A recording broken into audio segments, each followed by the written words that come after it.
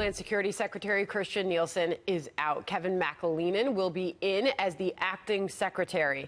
And the moves are bringing some very strong reaction from 2020 Democratic candidates, such as this one. Massachusetts Senator Elizabeth Warren tweeting this: "About time. Secretary Nielsen's legacy of tearing innocent families apart will follow her for the rest of her life, and she should be ashamed of the role she played. She was completely unqualified to lead DHS. That's why I voted against confirming her." Peter Doocy is live in Washington with more reaction coming from the Hill this morning. Peter, good morning.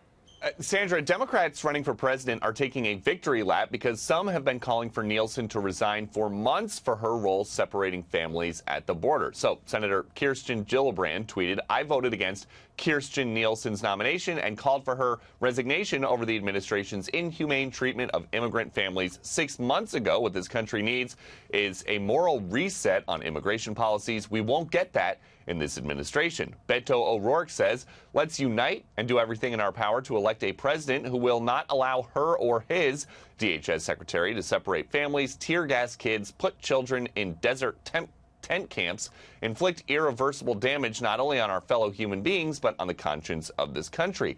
Kamala Harris says Kirstjen Nielsen misled the American people and defended Trump's inhumane policy of separating children from their parents. It was long past time for her to go. Julian Castro adds, "Secretary Nielsen has been a willing partner in the most cruel and short-sighted immigration agenda in decades. We must defeat Donald Trump and create a more compassionate and sensible immigration system that puts #people first." And Cory Booker writes, "We can't let this lull us into a false sense of complacency. We still have kids locked up in cages, and the cruelty won't end as long as Trump is in the White House. My Judiciary Committee colleagues and I will continue the fight."